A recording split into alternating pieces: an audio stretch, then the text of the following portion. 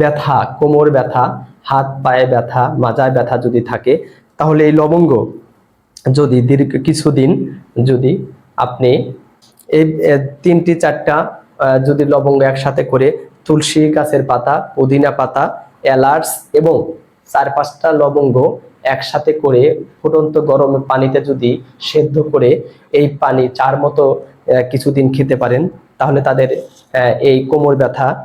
মাজায় ব্যথা নিরাময় হয়ে যাবে। পায়ে ব্যথা, মাজায় ব্যথা যদি থাকে, তাহলে এই লবঙ্গ যদি দীর্ঘ কিছুদিন যদি আপনি এই 3টি 4টা যদি লবঙ্গ একসাথে করে তুলসী গাছের পাতা, পুদিনা পাতা, এলাচ এবং 4-5টা লবঙ্গ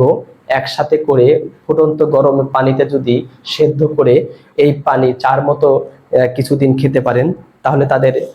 এই কোমর ব্যথা, মাজায় ব্যথা নিরাময় হয়ে যাবে।